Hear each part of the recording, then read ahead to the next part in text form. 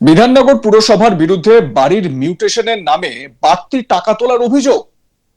এই অভিযোগে কলকাতা হাইকোর্টে দায়ের হওয়া মামলায় বুধবার 1 জুলাই বিচারপতি রাজা বসু চৌধুরী রাজ্য ও পৌরসভাকে আগামী মঙ্গলবার অর্থাৎ 7 জুলাই যাবতীয় এই টাকা তোলা সংক্রান্ত নথি নিয়ে হাজির হওয়ার নির্দেশ দিয়েছেন। বিচারপতি বলেন, আগের রাজ্য সরকারও লিখিতভাবে জানিয়েছিল সরকার মিউটেশনের সঙ্গে এমন লেভি তোলার কোনো অনুমোদন দেয়নি। নতুন সরকারও সেই একই কথাই রিপোর্ট দিয়ে জানিয়েছে। এখন প্রশ্ন হলো, তাহলে এত বছর ধরে যে টাকা তোলা হয়েছে তার হিসেব কোথায়? এবং এই যে টাকা তোলা হচ্ছে এর পরিমাণটা জানলেও আপনারা চমকে উঠবেন। বলছি সব আস্তে আস্তে। মামলাকারীর আইনজীবীরা নথি দিয়ে জানান, এটা একটা প্রাতিষ্ঠানিক দুর্নীতির নজির। 2017-18 অর্থবর্ষে তৎকালীন মেয়র সব্যসাচী দত্তের আমলে বোর্ড মিটিংয়ে এমন বাড়তি টাকা তোলার সিদ্ধান্ত নেওয়া হয় পুরসভার ভাড়ারে অনটনের যুক্তিতে। বিচারপতি এদিন নির্দেশে উল্লেখ করেন, তাহলে এত বছর ধরে কত টাকা তোলা হয়েছে তার হিসেব পাওয়া উচিত। এরপরেই রাজ্য ও পৌরসভাকে আগামী মঙ্গলবার যাবতীয় এই টাকা তোলা সংক্রান্ত নথি নিয়ে হাজির হওয়ার নির্দেশ দেন বিচারপতি। স্বাভাবিকভাবেই প্রশ্ন উঠেছে, তৃণমূল সরকারের আমলের নানা দুর্নীতির অভিযোগের মধ্যে কি তাহলে নতুন সংযোজন বাড়ির মিউটেশনের নামে বাড়তি টাকা তোলার ঘটনা? প্রসঙ্গত, কলকাতা পুরসভা ছাড়া রাজ্যের প্রায় সব পুরসভা মিউটেশনের নামে নাগরিকদের থেকে বাড়ি, ফ্ল্যাট বা যে কোনো নির্মাণের জন্যই মোটা টাকা কার্যত বলা যায় যে তোলা আদায় করে বলে অভিযোগ এর আগে বহুবার এসেছিল। মামলাকারীদের আইনজীবী অরিন্দম দাস দুর্নীতির উদাহরণ দিতে গিয়ে বলেন, সল্টলেক সেক্টর 5-এর যে বহুতলের মিউটেশনের নামে বাড়তি টাকা তোলার অভিযোগে মামলা, সেখানে ভ্যালুয়েশন অনুযায়ী যে ফ্ল্যাটের 300 টাকা দেওয়ার কথা, সেই ফ্ল্যাটের মিউটেশনের নামে কত অতিরিক্ত দিতে হয়েছে জানেন? প্রায় 2 লক্ষ টাকা চাওয়া হয়েছে মিউটেশনের জন্য। সেই পদক্ষেপকে চ্যালেঞ্জ করে মামলা হয় হাইকোর্টে। তো মামলাকারীর আইনজীবী অরিন্দম দাস কি বলছেন শোনাবো। এখানে যে বিষয়টা হচ্ছে, আমাদের গভর্নমেন্টের যে রুল আছে, finance rule, as per rule 121, 200 টাকা মিউটেশনে 100 টাকাতে হচ্ছে ফিজ, মানে 300 টাকা নেওয়া যায়। আমরা যে মামলাটা করেছিলাম, আমাদেরকে যে ডিমান্ড করা হয়েছিল বিধাননগর মিউনিসিপ্যাল কর্পোরেশন থেকে, সেটা হচ্ছে আমাদের জমির যে ভ্যালুয়েশন তার 0.8%, মানে যে 1 কোটি টাকা হয় তাহলে আপনাকে 80,000 টাকা, 2 কোটি টাকা 1,60,000 টাকা দিতে হবে অ্যাডিশন টু 300 টাকা, যেটা আমরা চ্যালেঞ্জ করেছিলাম। এটা দেওয়া যায় না এবং ইলিগালি নেওয়া যায় না, এটা ইলিগাল ফিজ। তো আজকে হাইকোর্টে রাজ্য সরকার যে রিপোর্টটি ফাইল করেছে তাতে স্পষ্ট করে দিয়েছে যে 121-এর বাইরে রাজ্য সরকারও কোনো মিউনিসিপ্যালিটিকে পারমিট করেনি কোনো এক্সট্রা ফিজ চার্জ করার। অর্থাৎ তার মানে 300 টাকা আমরা যেটা দাবি করছিলাম সেটাই আজকে টেকনিক্যালি এস্টাবলিশড হয়েছে। কোর্টের তাহলে প্রশ্ন যেটা আজকে করেছে বিধাননগর কর্পোরেশনকে, তাহলে এই যে তোমরা এতদিন ধরে 0.8% অফ দ্য ভ্যালুয়েশনের টাকাটা নিয়েছো, সেই টাকাটা তাহলে কোথায় গেল? মানে সেই টাকাটারই বা কী হলো? আর যারা দিয়েছে তাদেরই বা ভবিষ্যৎ কী? এই প্রশ্নটা করা হয়েছে এবং বিধাননগর কর্পোরেশনকে ডিরেকশন দেওয়া হয়েছে কামিং টিউসডে তারা যেন পুরো রেকর্ড, এই যে টাকা সংক্রান্ত এবং আমাদের মামলা সংক্রান্ত, সেটা যেন কোর্টের সামনে প্রেস করা হয়। কারণ কোর্টের স্পষ্ট বক্তব্য, এবং স্টেট যেহেতু বলছে স্টেট কোনো ফিনান্স রুলে অন্যান্য রুলস নেই যার ফলে 0.8% চার্জ করতে পারে। কেন সেই 0.8% না চার্জ করার জন্য কিন্তু আজকে এই বাকি টাকাটা কী হলো, এটাই কিন্তু কোর্টের মূল প্রশ্ন।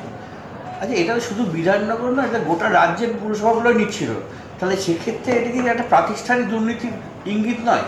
দেখুন, এটা ডেফিনেটলি আপনি যেটা বলছেন, এটা আমরা আমাদের হিসেবে একটা প্রাতিষ্ঠানিক দুর্নীতির অ্যাঙ্গেল আছে। তার কারণ হচ্ছে, টাকা যদি কোনো আইনি স্বীকৃতি ছাড়া আপনি নেন, যদি রিসিট দিয়েও নেন, তাহলে সেটাও কিন্তু দুর্নীতির বাইরে যেতে পারে না। আমরা যেটা দেখেছি বিভিন্ন পৌরসভা, আজকে আমরা বিধাননগর কর্পোরেশন 0.8% নিচ্ছে, কোনো সময় কোনো পৌরসভা 1% নিচ্ছে, কমার্শিয়ালে 3%ও নিচ্ছে ভ্যালুয়েশন। বাট ভ্যালুয়েশনের উপর ফিজ নেওয়ার কিন্তু কোনো বেসিক রুলস কিন্তু সরকার, রাজ্য সরকার কোনোদিন ফ্রেম করেনি। রাজ্য সরকার যে রুলটি ফ্রেম করেছে সেটি স্পষ্ট, যাতে আপনি 300 টাকা নিতে পারেন। এই ক্ষেত্রে একটা কথা বলা যেতে পারে, কলকাতা কর্পোরেশন কিন্তু এই একইভাবে কিন্তু কোনো আলাদা করে কোনো ফিজ বা সারচার্জ দেয় না। কারণ কলকাতা কর্পোরেশনের টিম আমরা সুপ্রিম কোর্টে গেছিল, সেখানে কিন্তু ডিসাইড হয়েছিল, সেই জন্য কলকাতা কর্পোরেশন নেয় না। আর আমাদের এইটি একটি মামলা না, ডিভিশন বেঞ্চেরও মাল্টিপল অর্ডার্স আছে, যেখানে বিভিন্ন পৌরসভাকে কিন্তু রেস্ট্রেন করা হয়েছিল যে তোমরা কিন্তু ভায়োলেশন অফ ফিনান্স রুল ছাড়া কোনো টাকা নেবে না।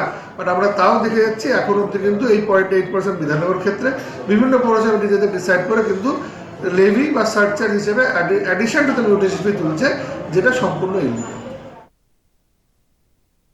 আমার সহকর্মী মানস নস্কর এ বিষয়ে তার প্রতিবেদনে কি জানাচ্ছেন শুনুন। বিধাননগর পুরসভার বিরুদ্ধে মিউটেশনের নামে অতিরিক্ত লেভি বা সারচার্জ নেওয়ার অভিযোগ যে বাড়ির মিউটেশন করাতে 200-300 টাকা খরচ হওয়ার কথা, সেই বাড়ির মিউটেশন করাতে 1 লক্ষ 1.5 লক্ষ টাকা পর্যন্ত পুরসভার পক্ষ থেকে নেওয়া হয়।